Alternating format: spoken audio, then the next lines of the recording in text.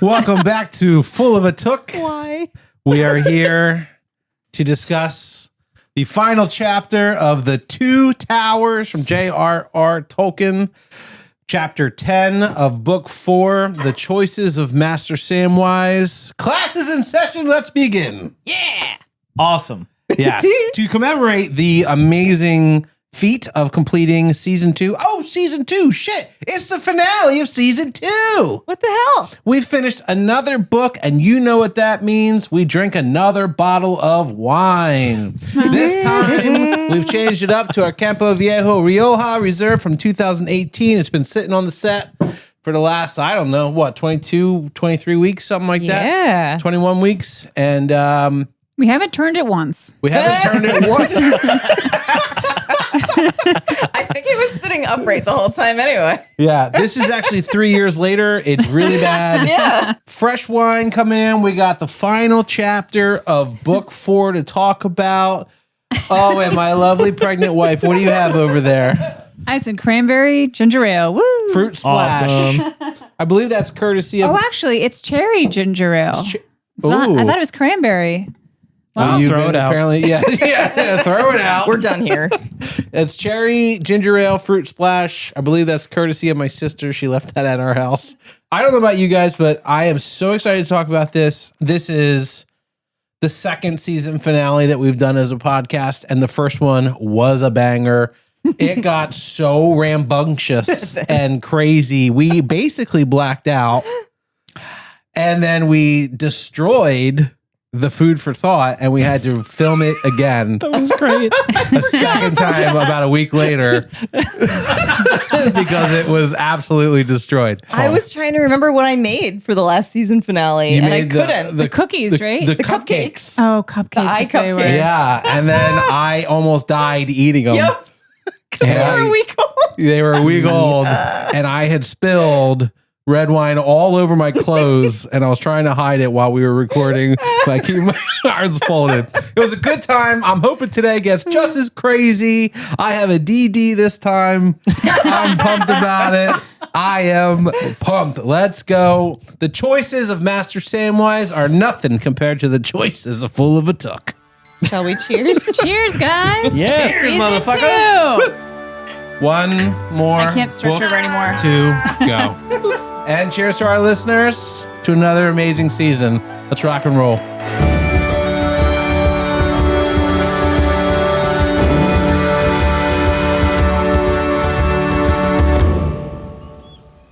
Last week, we discussed Chapter 9, Shelob's Lair.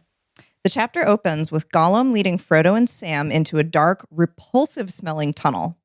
They soon realize they're being hunted by a foul monster.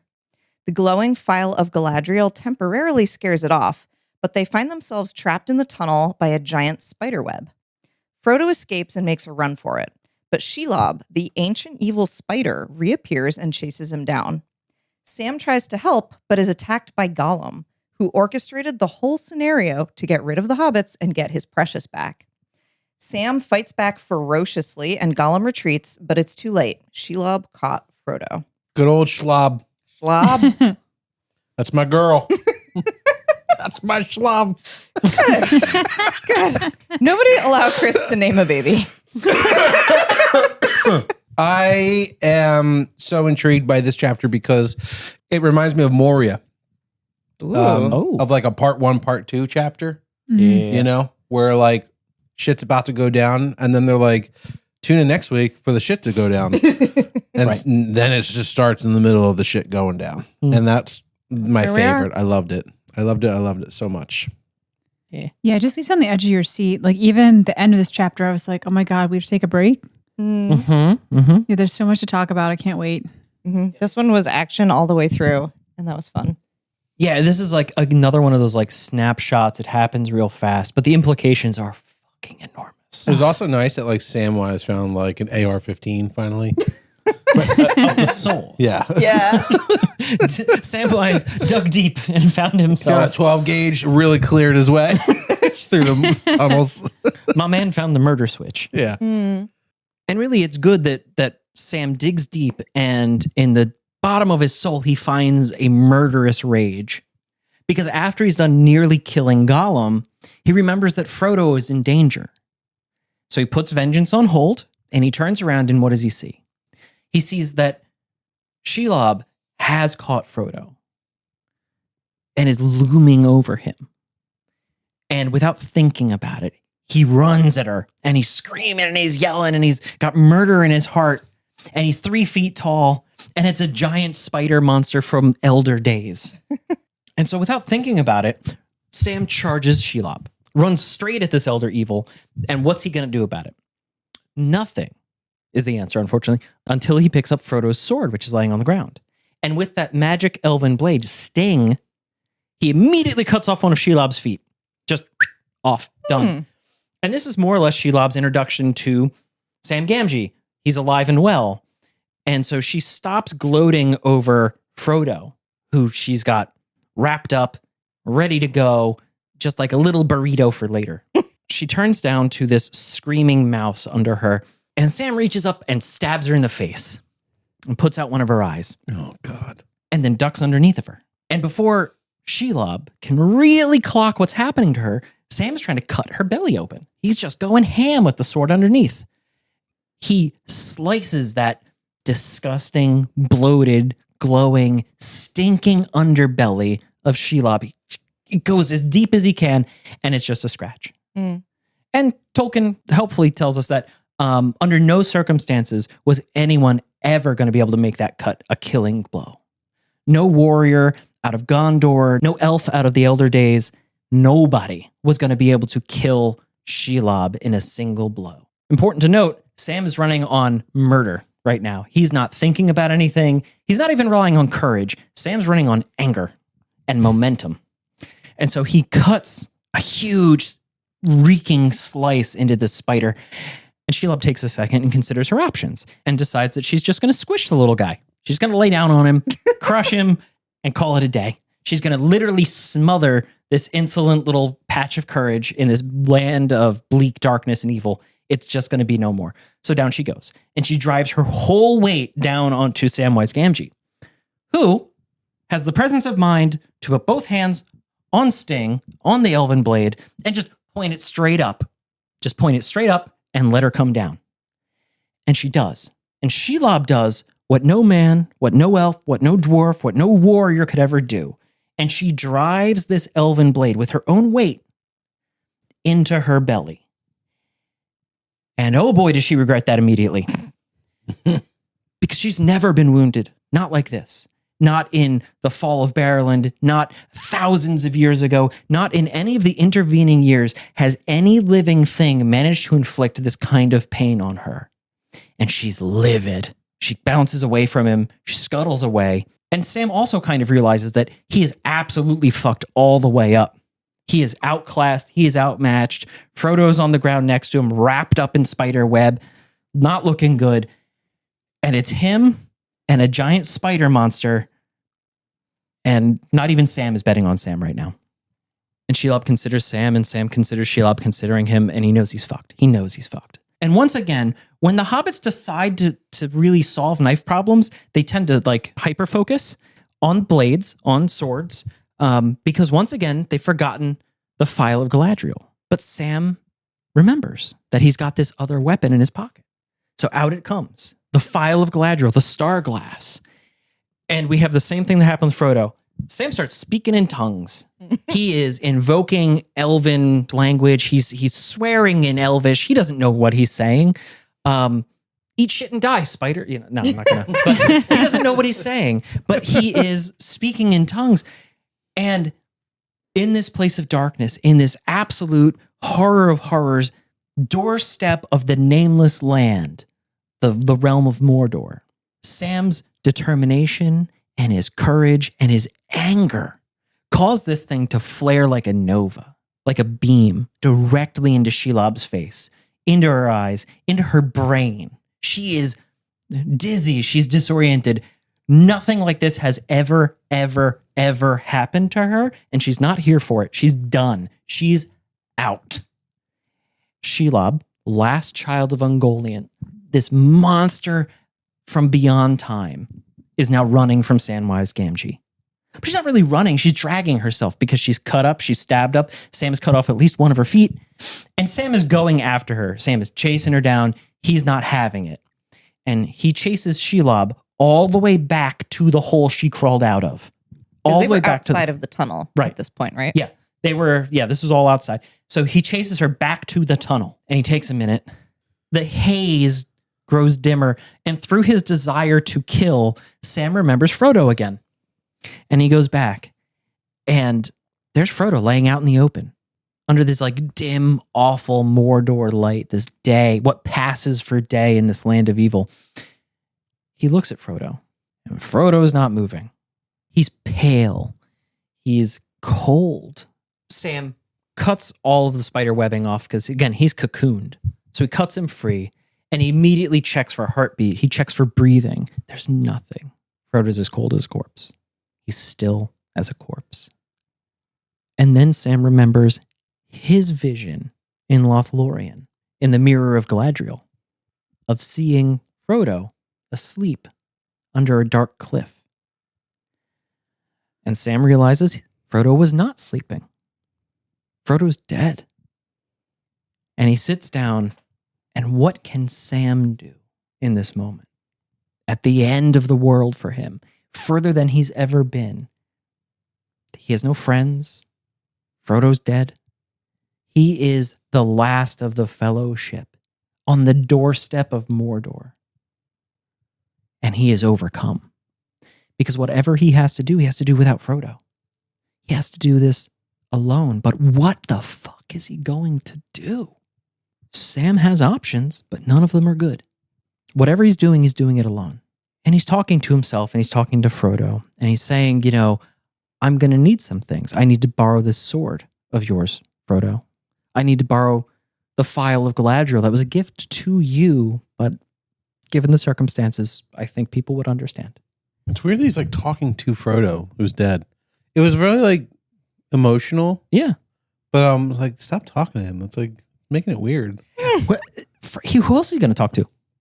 I'm going to take this, buddy. He has to talk it out with someone. Look, this is better than Sam slipping into third person. Yeah, that's true. Sam is very sad. Yeah. Sam wishes he was home.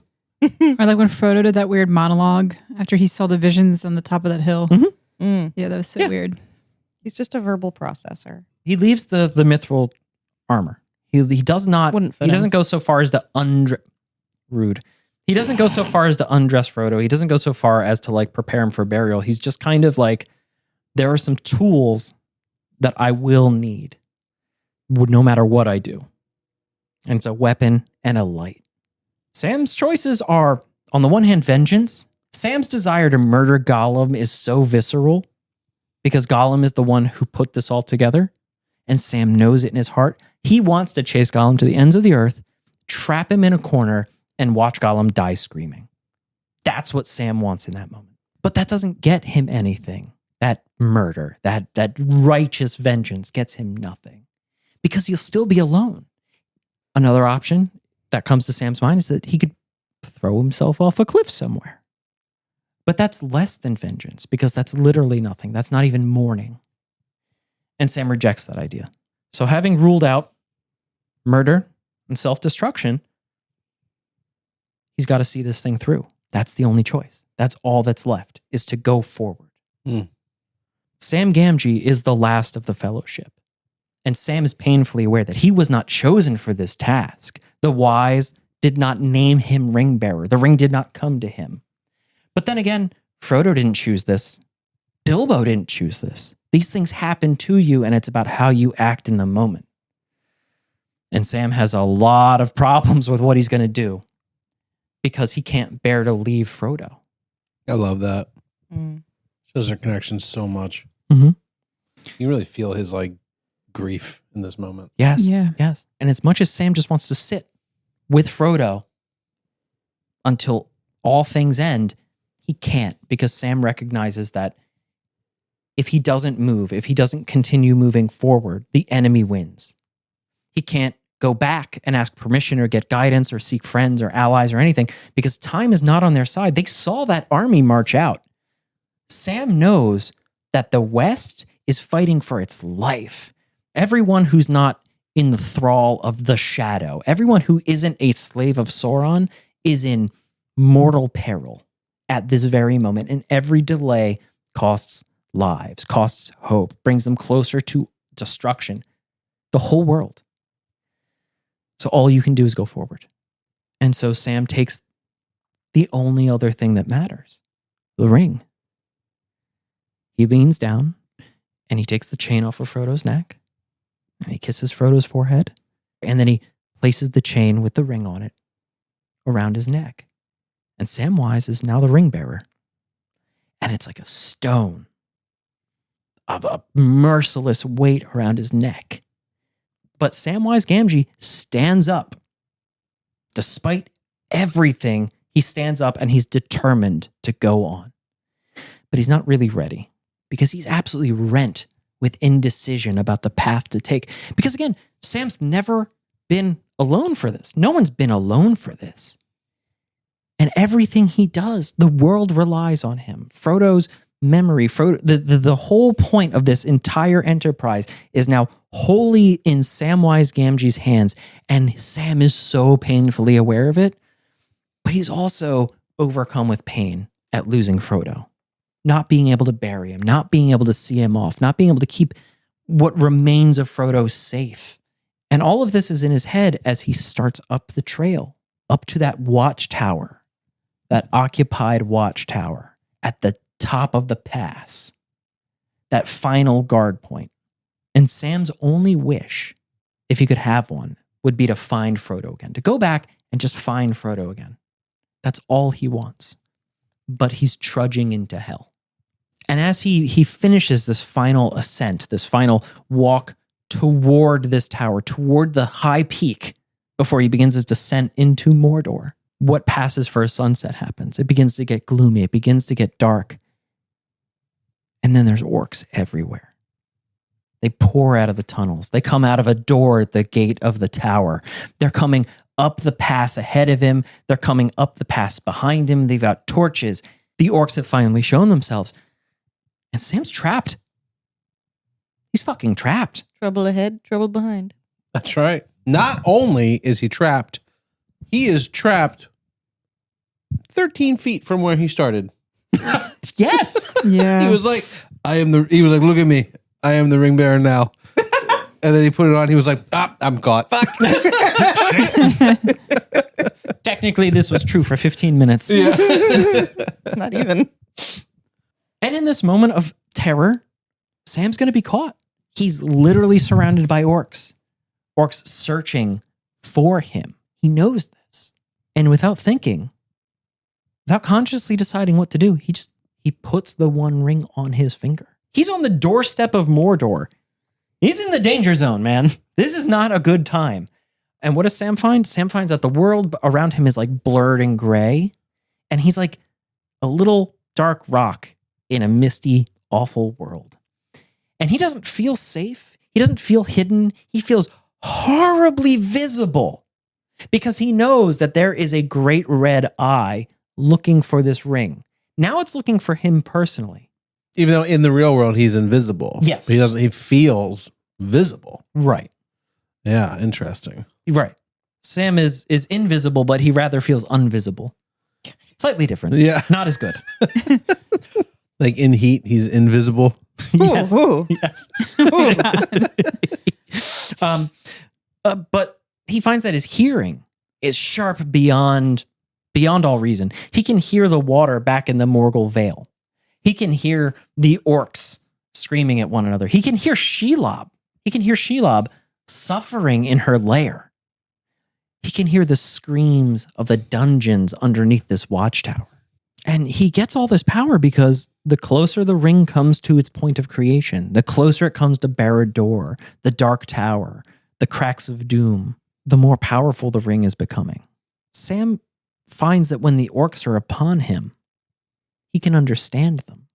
This ring, gives him the ability to understand the language of the slaves and servants of the enemy. That is insane. And it's very handy. Yeah.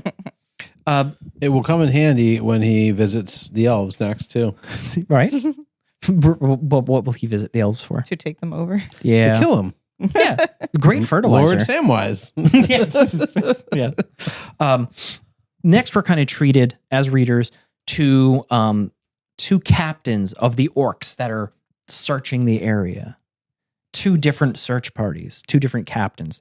And they sort of have this back and forth, this banter. And we get treated to kind of a little bit of insight into what it's like in a day in the life of orcs. Mm-hmm. It's not great, but we do learn some stuff about the war. We learn about what's happening on the Mordor side of the fence. We know, remember, we left the hunters and the rest of the fellowship, Gandalf, Aragorn, Gimli, Legolas, Merry and Pippin, Theoden, the Rohirrim, all of them. We know what's happening on the other side of the war. We don't know what Mordor's doing. All we know is they're marching west. The armies are all going west. But the enemy is troubled. There's Captain Shagrat and Captain Gorbag, the two orcs. Love those names. Right? Hola, Gorbag. Hola, Gorbag.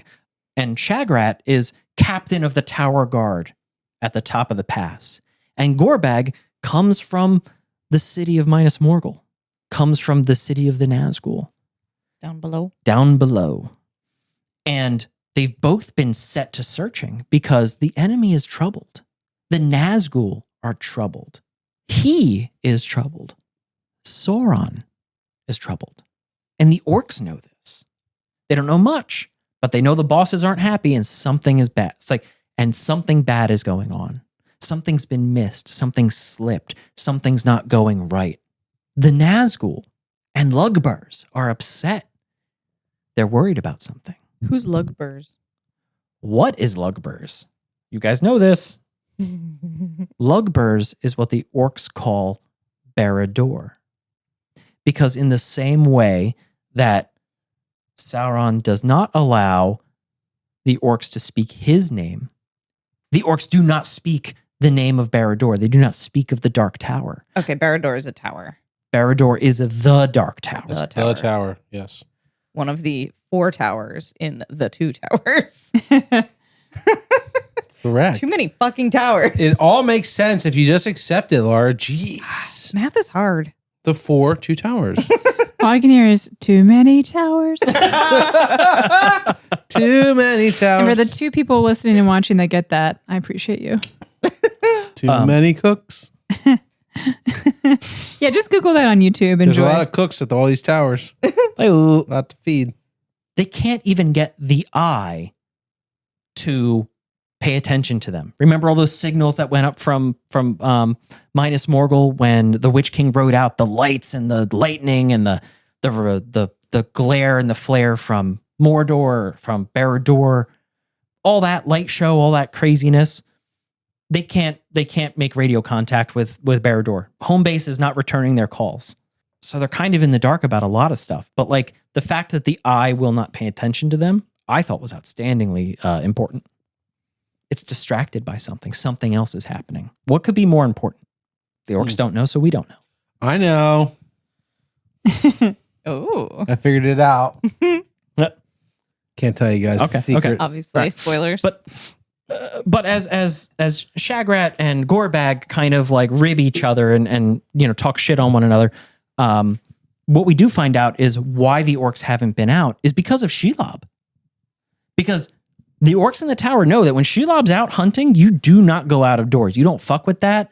She fixes that nothing gets by her. She kills everything. You stay inside and then you investigate afterwards. Despite the fact that there was this light show going on, despite the fact that Sneak has been seen around, a starved frog monster, that's Gollum. The orcs know who he is. The orcs know he came out of Barad-dûr, out of Lugburs. It's also interesting that they call him Sneak. Because who else called him Sneak? Sam. Yeah? Yep. Yeah. I don't know. I thought that was really interesting. Is Sam an orc? Is Sam at least as smart as orcs? Yeah. But this is all a conversation that Sam listens to, understanding them somehow. But it's kind of cut off when a spy, hola, yoy, we got something.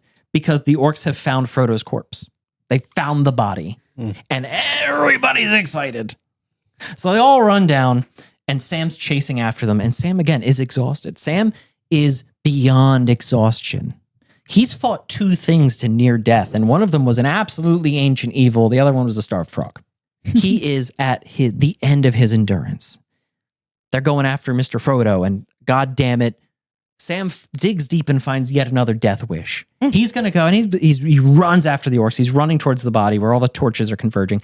And he says, I could probably kill a bunch. There's probably 30, 40, 50 of them, but I could probably kill a couple. Easily 80. Yeah.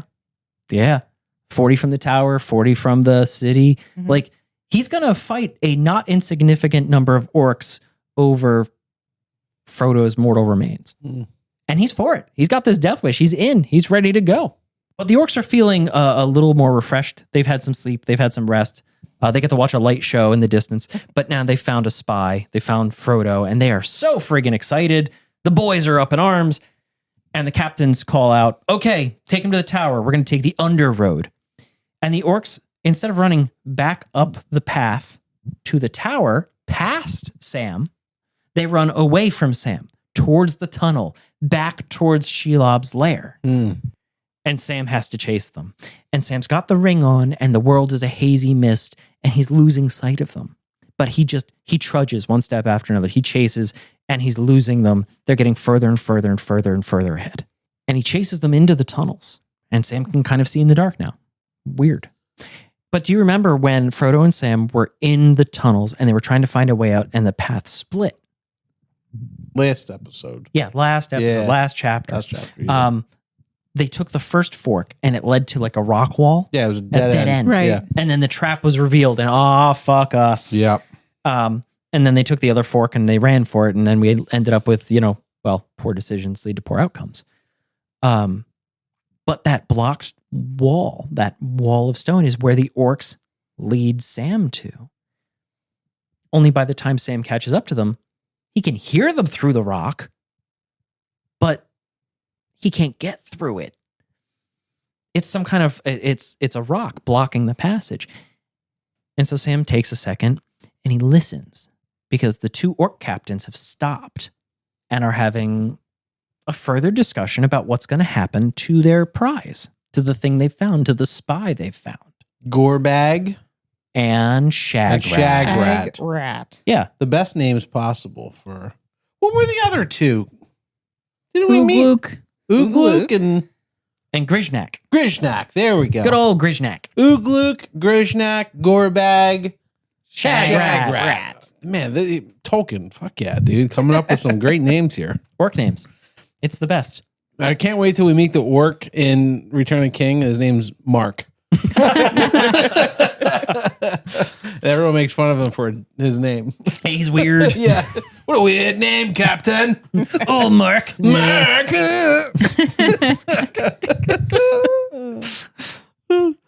And the 2 captains are kind of worried, right? Because they previously mentioned that the Nazgul are worried, that he is worried.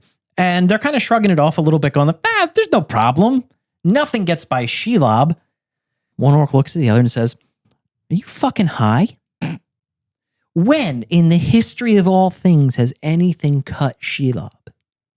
Not since the elder days, not since the oldest of time, not since the great siege. And when he says that, he means 2,500 years ago when Elrond and Gil-galad and the Last Alliance showed up and fucked up their whole thing. Not that these guys remember, but they know the stories. Not even since then has anything touched Shelob. And yeah, we got one of them. We got the little one. But he's obviously not worth anything because the little guy got left out in the open for fucking nothing. But whatever nearly murdered an ancient spider creature of horror nightmares and ages gone by is still running around loose. So what do you mean everything's fine? What do you mean it's all fun and games? Yeah. I thought they were like dumbass orcs, and then they have this conversation, and I'm like, oh, they're like brainiacs. Yeah, well, they're the captains. They're in charge, right? Yeah, he was like, you obviously saw on the floor in the pitch black the entrails of the spider goo on the ground. Something broke her abdomen. And Yeah. I was like, what? We're like forensics now? Like, Yeah. what the fuck? Yeah. And Shagrat, who's captain of the tower, is like, I can process one idea at a time. First problem is we found a spy. We're going to solve that problem. and then we'll worry about whatever You're a elf- huge friggin' guy. Yeah, you're big. Yeah, whatever elf warrior is out there, I don't give a shit. Whatever nightmare creature this is, I want us to go back into that a little better. So, yeah, I'm not worried about whatever the fuck else is out there. Yeah. And Gorbak's like, "What do you mean? It's a pile of meat. Are we gonna throw it in the pot?" And Shagrat looks at him in the eyes and says, "You think you're real smart, but you are a dumb motherfucker. Shelob doesn't eat dead meat. She poisons them. She ties them up." And she plays with them. He's alive. Dun, dun, dun. Dun.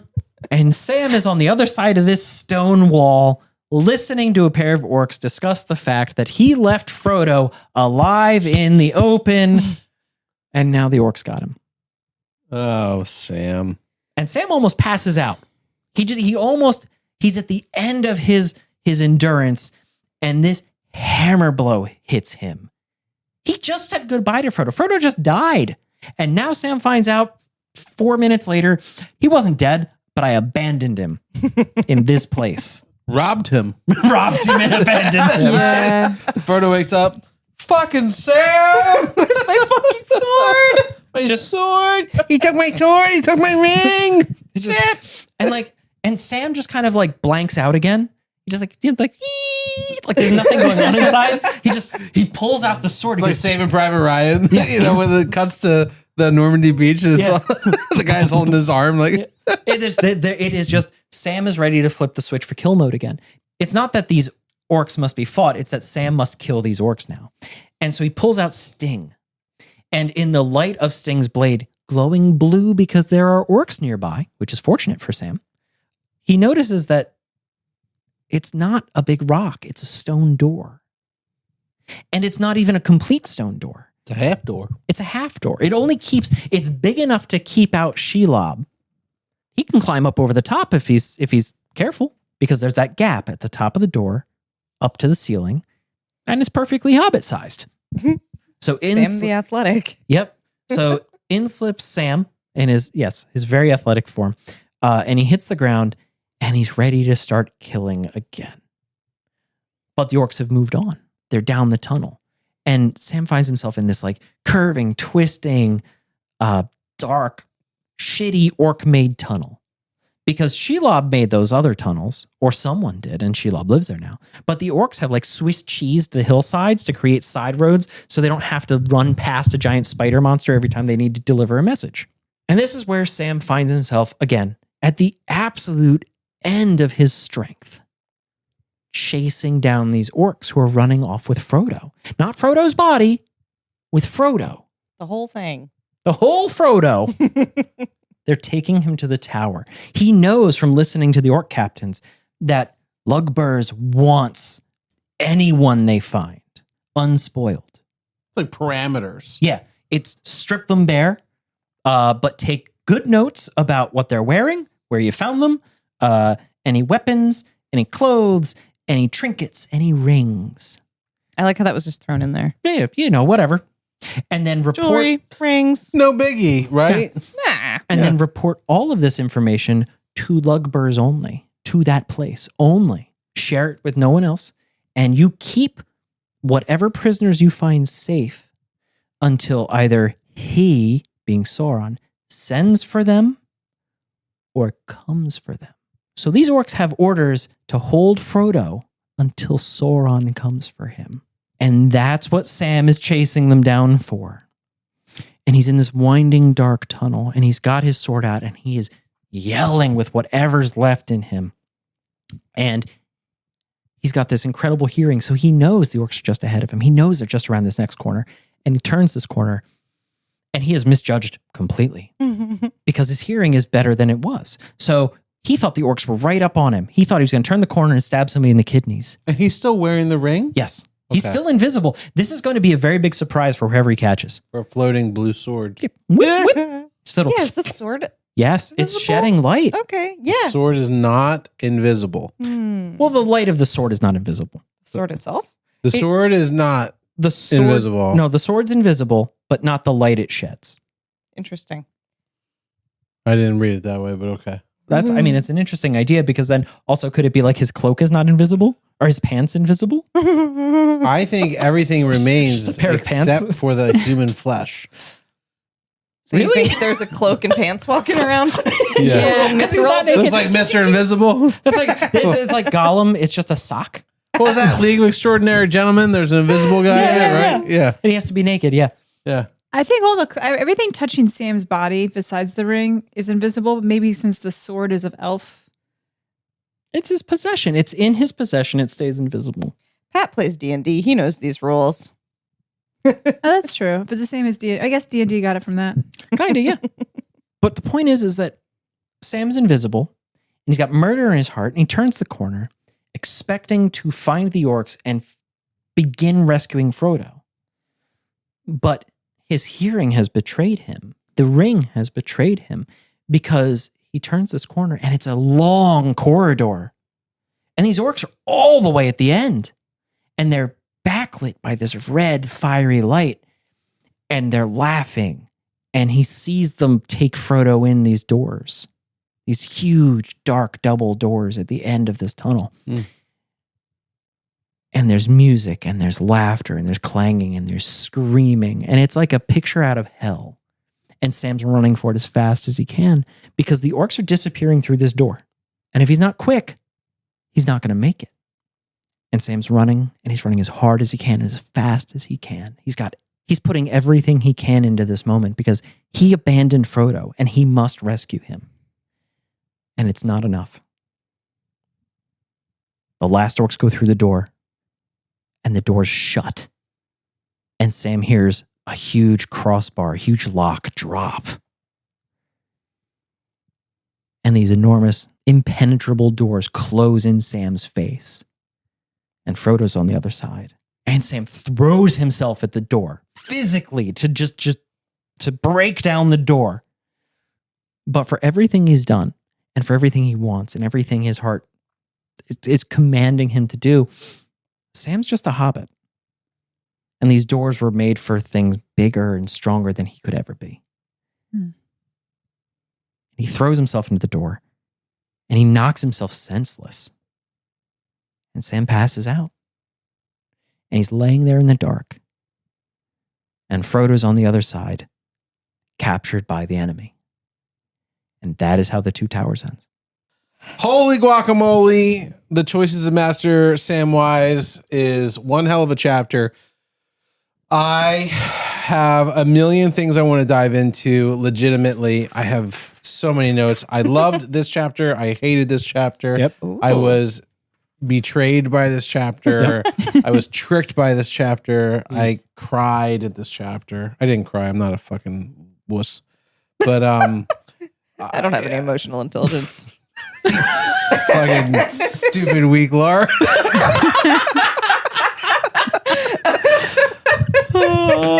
But I honestly, I have so much I want to dive into. So I think the first thing that I really want to kick off here is I felt a certain type of way about Shelob. Oh? I did. I That is legitimately inappropriate. I felt a certain way. That's illegal. I had a roller coaster of emotions with Shelob. First of all, the way Tolkien writes it with the POV being almost from her perspective, which I think that's what he did in the last chapter too, right? It's not first person. It's like, what is it, third person omnipotent? Yeah. Something like that. It's a right. I don't know how anything about writing styles, but I noticed very clearly it wasn't like Shelob walked over and did this. It was more like she felt that things were different, and Right. you know, it was like I was in her mind for a second. More compelling that way. It reminded me of when the Nazgûl show up to Buckland Yes. to confront Fatty Yeah, Bolger. that was Uh-huh. cool. And you're like kind of in their brain for a second, Yes. you know? Yep. And so we had this moment where I was in awe of Shelob and sort of her power and her majesty of being this, like, you know, never quite for Sauron, but tolerant of Sauron because he was Sauron adjacent. Yeah, Sauron adjacent. adjacent. And honestly, I felt bad for her. I didn't. Like, it's never fun to watch a creature be dismembered, but Shelob deserved it. She had Why? it coming. Why? thousands of years of murder. She's literally an ancient It's not evil. murder.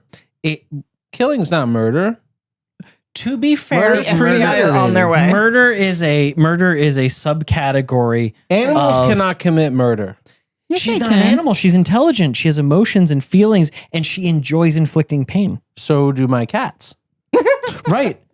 They murder But things, they Chris. They can't murder. Chris. They just kill. No, legally they can't murder. Legally, Because legally they can't be tried for murder. right. They're not competent for murder. It's like She plays with her food. if you. She's a big cat. Sauron calls her my cat. Yeah. He does. I know. And if you substituted anytime it's had spider for the greatest, most deadly lion of all time, Mhm.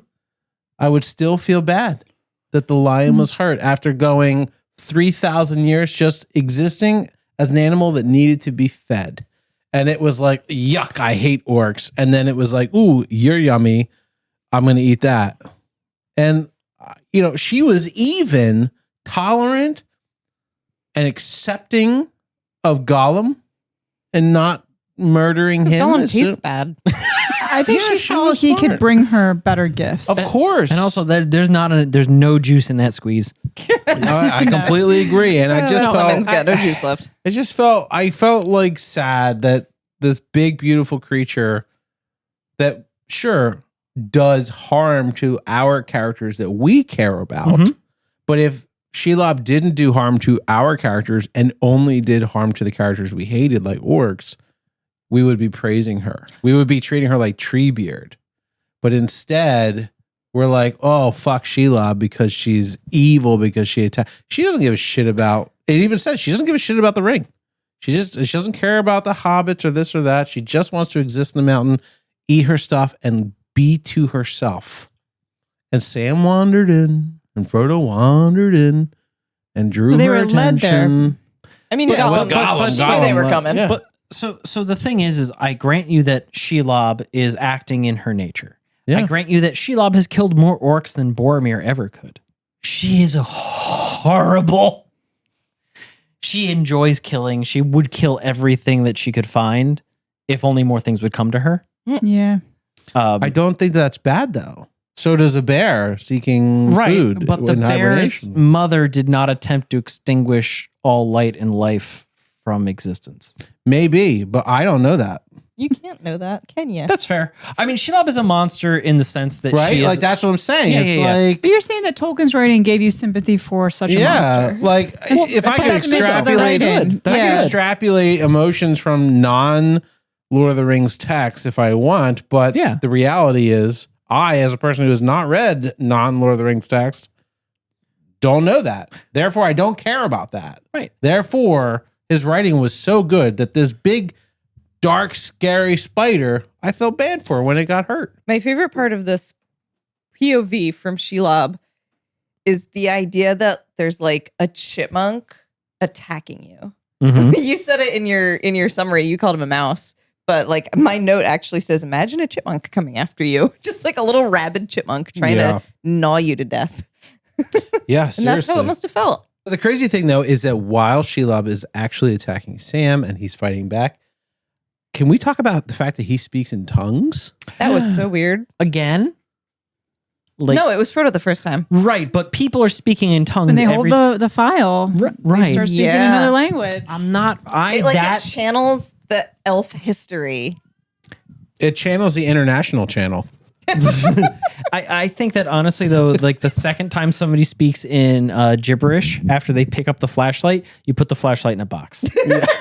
So I was really curious. I actually Googled what the translation was, Ooh, and apparently it's Sindarian. yes. what's Sindarian? It's one of the different branches of Elvish. Yes. Okay. It's And the so- good one. I'm not going to try to attempt to speak in Elvish, but basically when he calls out and it's that paragraph, he's saying, "O Elbreth, star kindler, from heaven, gracing afar, to thee I cry here beneath the shadow of death." Then there's some debate on what the next part is. It could be, "O look towards, O watch over, or guard me." God damn. Yeah. That's awesome. so interesting. I mean, all three of those work. So I guess choose your favorite one. Like Yeah. I would say Sam is a poet, except I don't think those words came out of Sam. I don't think they I did think he was either. possessed by the light. Yeah. I think it Again. was just like elven ancient history and magic just flowing through him. I loved that part, and he just like can't even help it. It's legitimately like he goes to yell something, and somebody changes the language option on their note, and he just yells in a different language completely because he doesn't. He says, "I don't even know what it was. I don't even know what I said." Right. Yeah. He's like, "Oh, something came out of me." I also love how that language describes the location of where they are beneath the shadow of death. Yes. Ooh. Yeah. Well, yeah. I mean, it is. Turns out. it's exactly where they are. But I thought that was so cool to find that out. So I had to share it. Yeah. No, that's really neat because especially because again, this is the second time somebody has spoken in tongues when they pulled out the file, and the second time that Shelob has been confronted by that. But last time, again, in a moment of characterization, Tolkien tells us Shelob doesn't give a fuck. She's heard elves yell shit at her all over the place for a million years. And you know what she did? She murdered and ate every one of them. Didn't care then, don't care now. But Samwise motherfucking Gamgee. And it's There it over. is. Ugh. I had a question about something I read. I don't remember what the actual phrasing was, but it was basically he's like leaping from the firmament, and I didn't know what that was. It flamed like a star that leaping from the firmament sears the dark air with intolerable light. Definitely glazed over that and did not look up firmament. Yeah. Do you guys know what it means? It's a word I've seen before, but that's all I can Yeah. tell you. All right. So according to Google, firmament means the sky, specifically the expanse of the heavens. In ancient cosmology, it was often cosmology. Isn't that when you go to like the hairstylist or something? Yes, absolutely. Cosmetology. That's cosmetology? Oh, Yeah. damn, I had it wrong. It says in ancient cosmology, it was also often conceived as a solid dome or a vault separating the waters above from the earth. It can also be used poetically to describe the sky. Oh, Well, there we go. There it is. AI So let's get overview. that sentence one more time now that we know what that was. It flamed like a star that leaping from the firmament sears the dark air with intolerable light. Now it makes sense. Yep. It's like one of Like a those really shooting star. powerful laser lights. Yeah. Yeah. I thought it was like a cliff or something. I always, I thought Like it was the like a mirror, structure. you know? Like I was thinking it's like a nature Yeah. thing, you know? Did anybody else think Sam was finished when she tried to crush him on the sword? Yeah, I'm going to be honest. It when says Sam was crushed slowly to the ground. Like, that's pretty clear what Yeah. happens. But Sam is a sturdy hobbit. Apparently. That's She had that was elven stout. cloak on.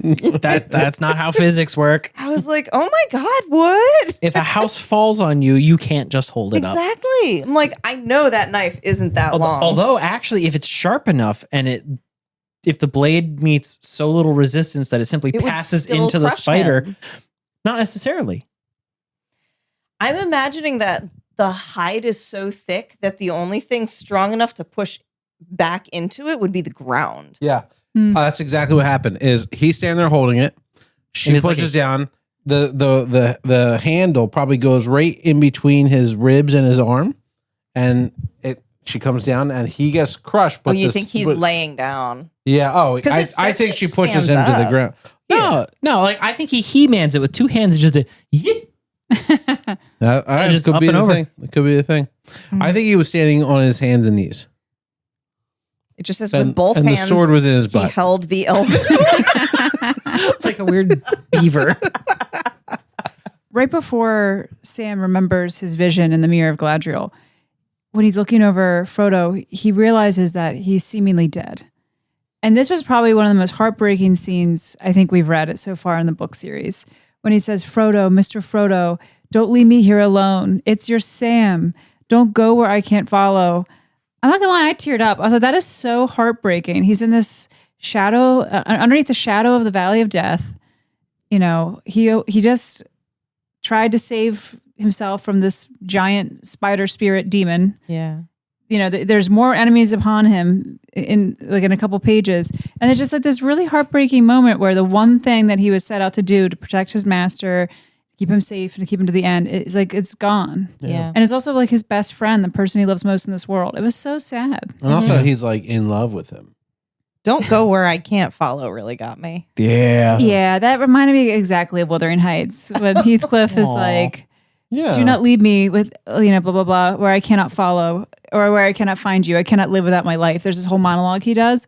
It's that same like level of like devotion. Mm-hmm. Yeah. It was a beautiful moment.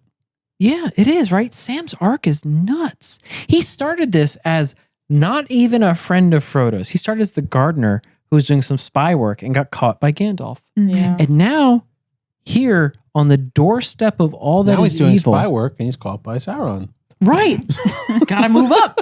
Gotta He move has up. moved up in the world. No, but really though, like now, Samwise Gamgee, the gardener, is a ring bearer. He's Sort of. no, really. Briefly.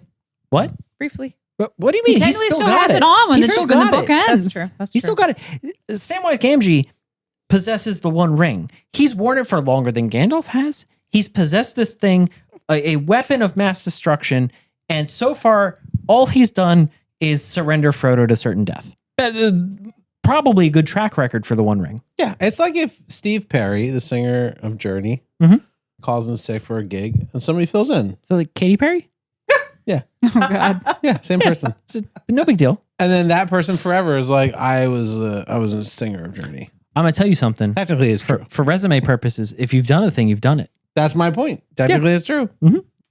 Doesn't matter how long. Yeah. 2 out of the 4 hobbits have done something truly amazing. And then there's Frodo and Sam. Yeah, seriously. I still Also, think Pippin has the most impressive track record. He talked to Sauron and and said he lived. I mean, my God. So not only did he live, but afterwards, after he was done being like, "Ee!" he was like, who was that? I like that guy. I don't like this. But so that leaves Mary, right? Mary's got to do something now. Yeah.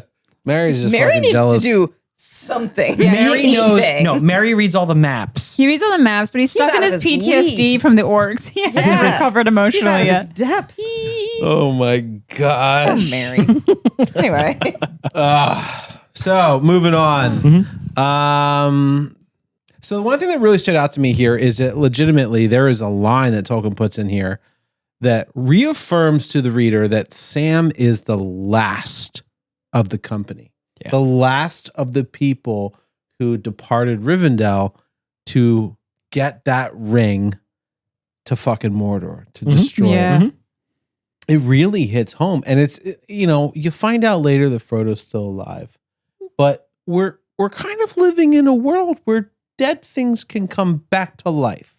And so I actually didn't rule out that Frodo was like dead. It wasn't like I was sitting there going, there's no way he could be like, I was like, he's dead. And I was thinking to myself, like, okay, well, maybe he comes back in some weird way. Maybe there's like a potion or this or that. Magic. I kind of completely forgot all about the fact that he like wasn't dead in the thing.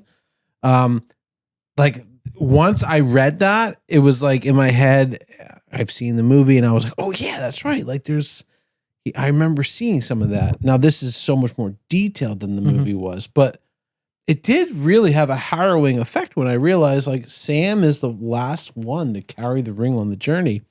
And then that made me kind of zoom out and think about the journey we've been on for the 2 towers between book 3 and book 4, the differences between them, how we've lost our fellowship, how many people we've lost. And then all of a sudden I was thinking about Helm's Deep and this and that. So there's a simple line put in there, but it had a big ripple, you know? Yeah. Yeah, just as a real funny idea about things that are dead coming back and characters like Gandalf, right? Gandalf fought a Balrog and reawoke naked on a mountainside and was saved by a giant eagle. Frodo was stung by a spider and is apparently still alive.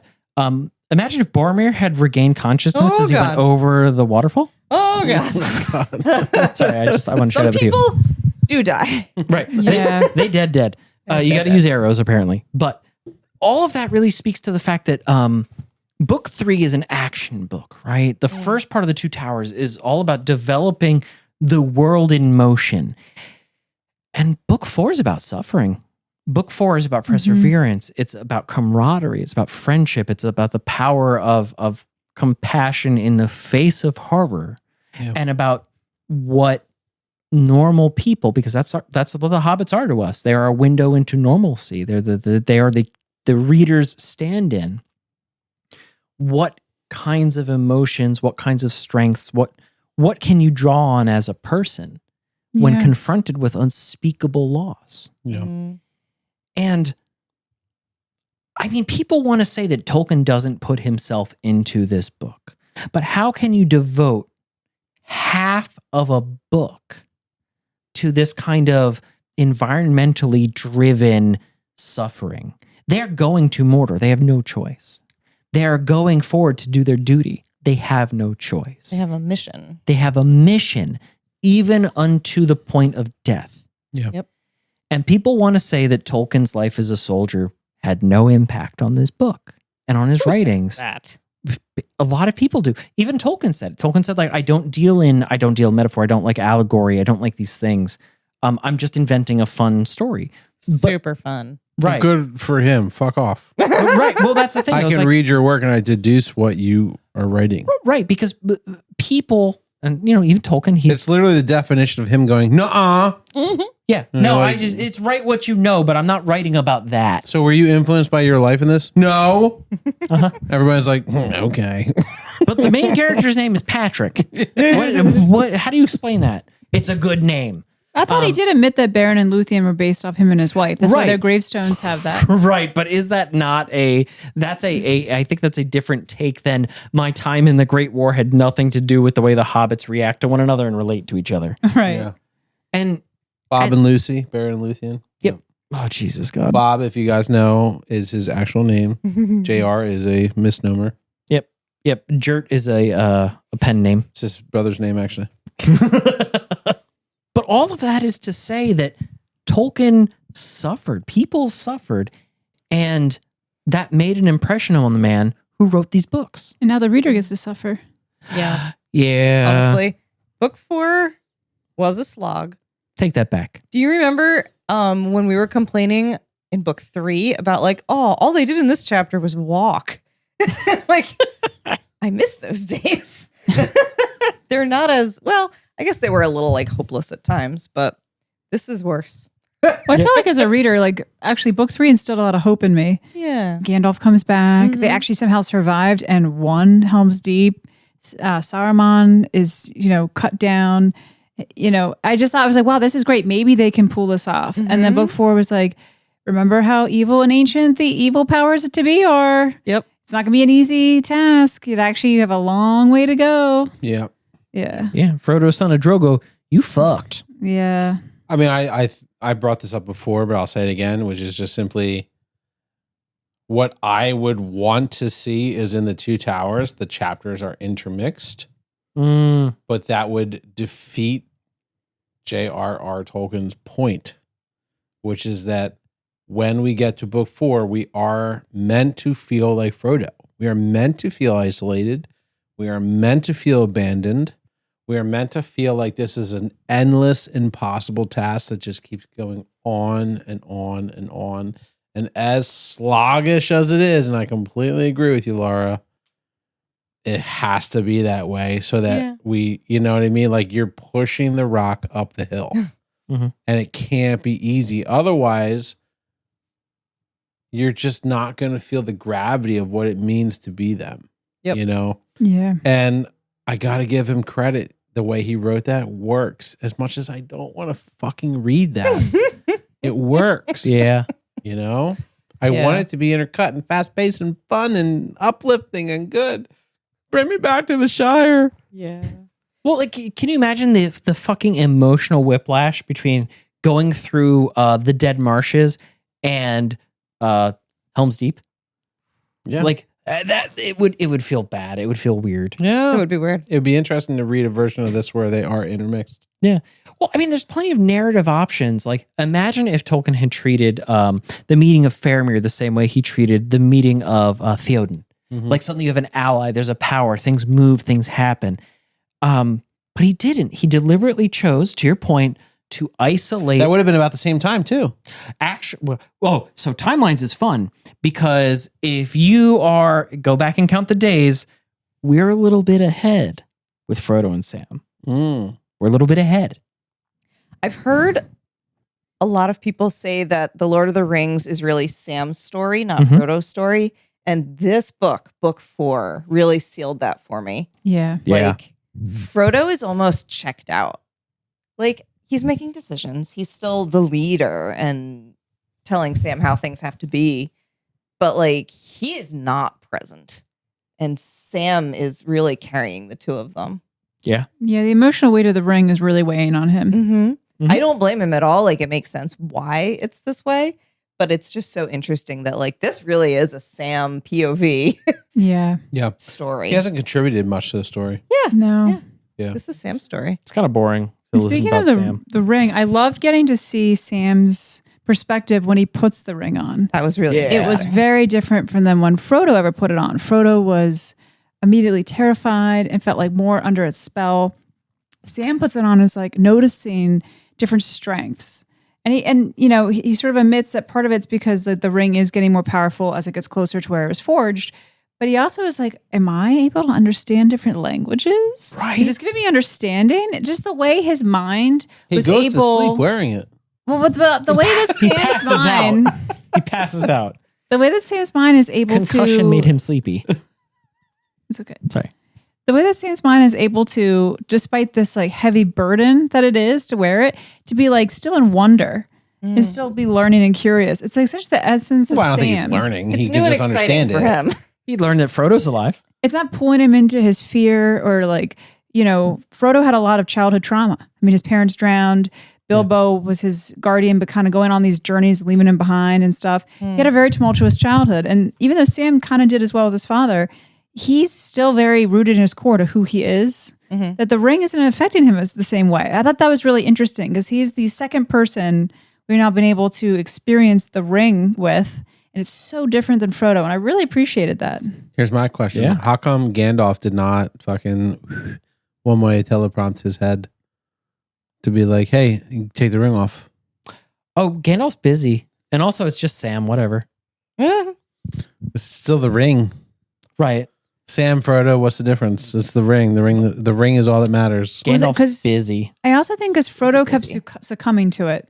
Like Frodo would put it on and he would have connections with Nazgul. He would put it on at really bad times. Yeah. Not that there's a good Literally time when to there's put a it Nazgul on. right in front of him that can sense it. Yeah, not that there's Yeah. a good time to put it on, but this wasn't the worst time to put it on and keep Yeah. him hidden a little longer. Yeah. He wasn't in like as much of an immediate threat as the 3 times that Frodo put it on. I also liked that it explained why Frodo had been moving so slowly.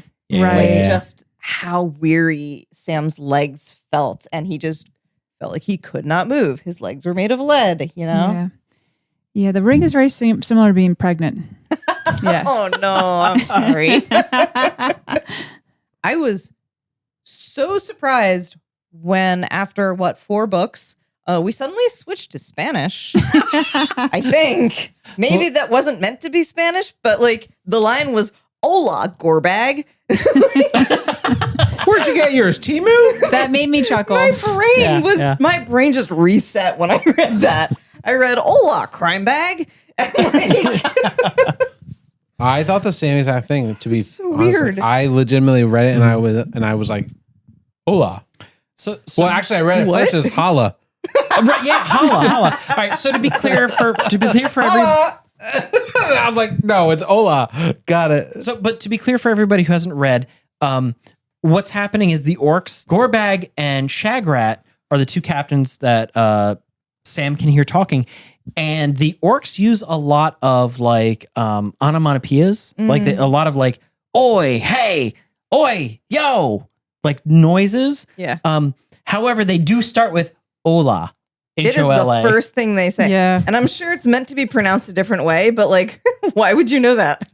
Yeah, Right. I think that's a bit of a fuck up on J.R.R. And actually, in the Tolkien's part. Sindarian I translated, there's SI, the accent mark over the I. And it's when we listened to the audiobook, he was literally saying C. So there So was even it's- Spanish in the old Sindarian. Well, Yeah. are we sure that in addition to Sindarian, Tolkien didn't invent Spanish. Yeah. Are we sure? I guess we can't know. We Yeah, can't know. I don't know. Modern Spanish owes a lot to J.R.R. Tolkien. Me llamo Samwise. Hola, crime bag. Me llamo shitbag. ¿Cómo está? Bien, bien. ¿Dónde elf? It's like, El Ringo. Oh my God. Circulos. No bueno. No bueno. Muy caliente. Hot, hot, hot. Roja. Ayo. Oyo? I don't even know what the red. Oh, you do Oyos? not speak Spanish. Si. Mi scusi. Correcto. Mi scusi. Oh my gosh. rojo, ojo. It's really hard to say. Oho. Rojo, ojo. Nah. Okay, I'm so glad we hit that point, Chris. What's next? I really enjoyed the back and forth between Gorbag and Shagrat, which I still can't get these names to roll off the tongue. I keep wanting to say gorebag and shit rag. Crime bag and shit bag. Yeah, that's what it feels like. Hola, Gorbag. it's like, see, shit rag. They do roll their R's. Oh Yes, my God. They do. So good. So he's like, Pinche. No. It's like watching Breaking Bad. Yeah. Half the scenes are in Spanish. I love it. I love it. But anyway, sorry, Laura. I didn't mean to interrupt. Oh, yeah, no, I love the back and forth and the conversation. It really humanizes them. Mhm. It makes them feel like old friends who have, done all this before. And they're like, hey, when this is over, do you want to just hang out and not have a big boss anymore and just go kill stuff in the countryside? And it was so Like old relatable. days. It was so relatable when they get together and they start talking shit on the higher ups. Yes. Like, can you believe they have us here? Uh-huh. Yeah, I loved it. It It made was them very great. human. Yeah. Yeah. yeah. The boss fucked up, but shh, don't tell anybody. No Yeah. one can hear. Question: is Gorbag an Uruk-hai? No. That's a great question. No. I'm Because not it sure. says he Ooh. calls himself an Uruk, and I didn't know if there's a difference between an Uruk and an Uruk-hai. There is a difference between Uruk and Uruk-hai. Uruk, What? Uruk-hai. Because remember, Uruk-hai means like orc folk. So Or he's orky. just An Uruk is just the name for an orc in like the black tongue. Like Uruk means orc. That's what. That makes sense why we say it that way. Or Yeah. Uruk. Right. Okay. So like orcs call themselves Uruk. That's just Hmm. them saying like this is just a man's job. We get shit on it. It's the fucking okay. they fuck I us wasn't up. sure, and I was like, "Oh shit! Wait, what's going on Yeah. here?" Uruk-hai is a blending of men and orc. Okay, Mm. But because that also changed in my head what they look like. right. Right. You know, Mm-hmm. Well, And it if they're mentioned impressive their or not. door was very small, Yeah. very short. It was small enough that Sam Little could goblins. jump, scramble, and crawl over. Right. Mm-hmm. But what I found really, really interesting about Shagrat and Gorbag's whole interactions is that yes, it humanizes them, but in a way that is like it's kind of soldierly. It's like they know they don't know everything. They're being kept in the dark about a lot of stuff. They talk shit on the bosses because ultimately their concern is for themselves. Mm-hmm. They're like, shut the fuck up. You and I can talk about what the Nazgul are doing, but if any of the boys here, one of them's probably a spy, we'll get killed. Yeah. Yeah. Also, wouldn't it be cool if we didn't have bosses? We could just fuck all the way off. We wouldn't have to put up with this shit anymore. Mhm. Also, if this doesn't end well for him, it's sure as hell not going to end well for us. yeah. And There's a the- differentiation there yeah. And that they work for him, but they are not him. right. They said the Nazgul give them the creeps. Yes. So like, And they're evil- his favorites. They're like jealous of them. Right. Mhm. And all the shit work goes to the Uruks. Like Yeah. they know where they are in the ecosystem and they don't like it. Mm. The other thing is Gorbag and Shagrat decide, hold on. We are not going to tell anybody we found Frodo. We found this spy until we find the other one. Because it's no good to call up and say we caught the kitten, but let the cat go. Hmm. Yep. They're worried about themselves. They have enough foresight to understand that they are going to get fucking strung up and strung out if they call up a bad report. Mhm. And they're worried about that. Yeah. Before we kind of wrap up here, there's one final thing that really stuck with me from this chapter, and it's Uftak. That poor bastard. Yeah. And if you don't know who Uftak was, and he was not even worth really mentioning in the summary, but basically when the orcs are having a conversation when Gorebag and Shitbrick are talking to each other, and they're talking about Shelob not eating dead meat that, she sort of stuns. And one of them is like, yeah, remember Uftak? He was like our guy. He was taken. We found him. He was all strung up in a spider web, and he was awake, and he was not dead at all. And he was like, hey, get me down. And we were like, no, Man. bye. And they left him. And he was like, fucking just hanging there going, guys. Right. And I just was like, man, that's so messed up. What if you were taken and you were hanging out with all your dudes and like you're in the army and you got like your patrol and you were taken by the enemy and you come to, and as you come to, you see all your crew approaching and you're like, oh, thank God. Oh, I thought it was a goner. Come to get me. And then they just look at you and they just walk on. And you're like, I'm not dead. I'm not dead yet. Why are you leaving me? Help, guys. We have this whole conversation with these guys with Ballbag and Shit Dick. And they kind of are humanized, as you said. Uh-huh. But in that moment, that is brought back to remind you that they are not human, that they are orcs and they will kill you and they're terrible. Pieces of shit. Yeah. Good old shag I rat. eat pieces of shit like you for breakfast. You eat pieces of shit for breakfast? Happy Gilmore, right? That's right. I think that was like legitimately such an interesting thing about Uftak, and it's a perfect way to wrap up the I chapter. had one more thing. Oh, yeah? Yeah. I thought it was so fun that when Shagrat and Gorebag were talking about how they couldn't harm Frodo's body, whatever, Frodo, they called him precious. They said, he's precious. We cannot destroy him or cook him or whatever. Or pull out his teeth. Exactly. And I was like, ooh. Why do you think Fun. they know that word? Because it's not like language they were I probably assumed using. it was translated by Yeah, the it's a ring. I think the translation. ring is just translated ring into is- Sam's mind. Yeah. He's just- There's a lot of language things happening in this chapter. They were- Sam is speaking in other languages, not translated, and now he's hearing things translated. So Sam has like the AI thing that's incorrectly translating what they're Yeah. saying. Yeah. He's got the little babblefish It in has his a ear. really nice vocabulary. They're not saying that at all. It's making it sound really good. I'm like, wow, they're so well spoken. It's like the ring is a character now, and it's just lying to Sam. It's I love it. ChatGPT. I love it. I really enjoyed the whole part of the chapter where Shelob's just trying to eat. Yeah. She's trying to get a treat. She just wants her little She wants burrito. to drink some blood, eat some blubber. Just Suck some want souls. She's Suck it into down. it. She wants to treat, and I think I deserve a treat too. Oh, okay. Oh, you're an ancient evil spider, Chris? Yeah, you see my abdomen? I don't know. Chris, does it glow?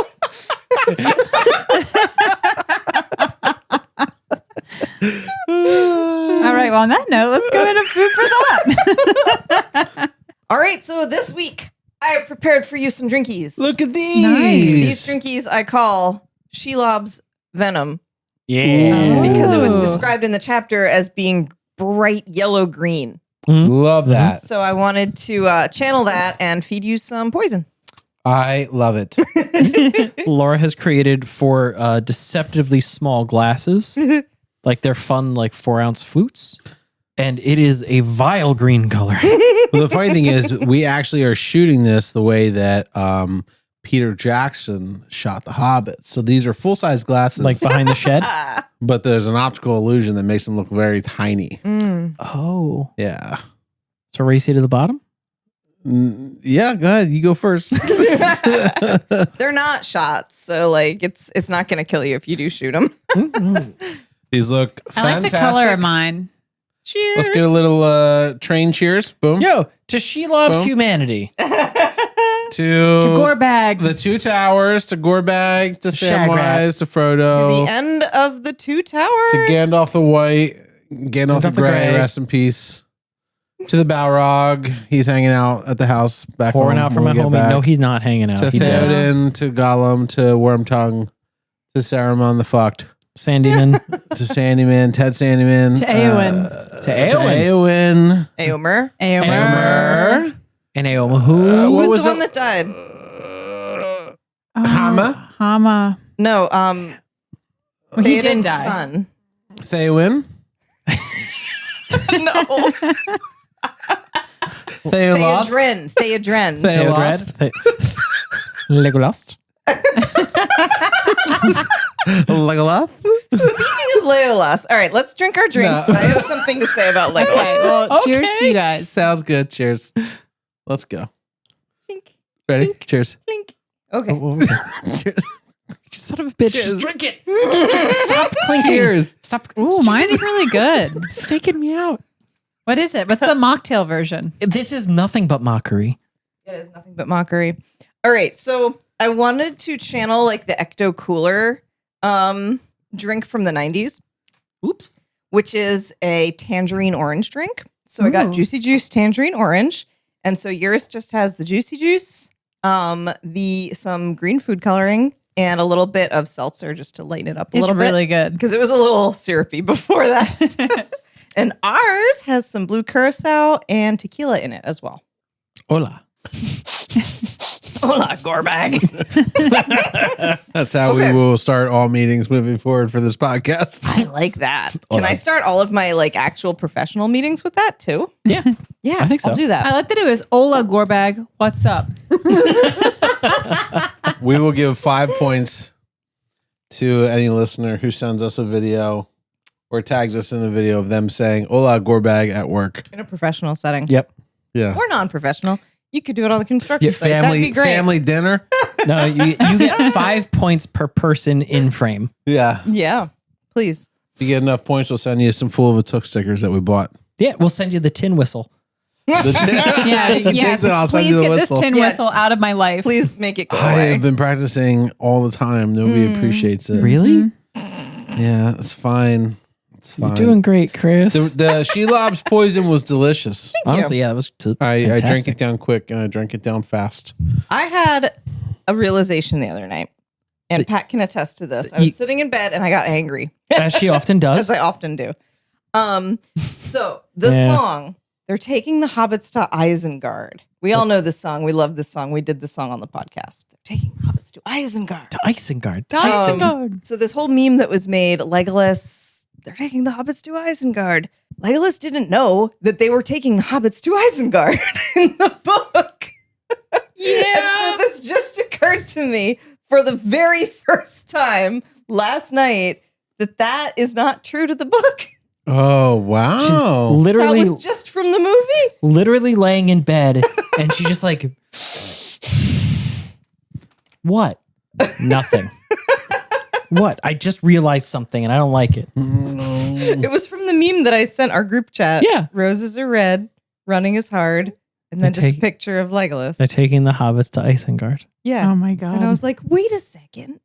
He didn't know. We just read a whole book about him not knowing where they were. Oh, no.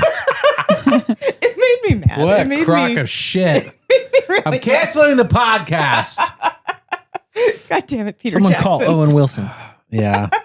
But listen, I think that brings up a really good point, which is that season 3 is coming.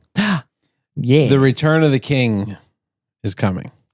Mm. The King is coming. The king came. The, the Return of the Uncome.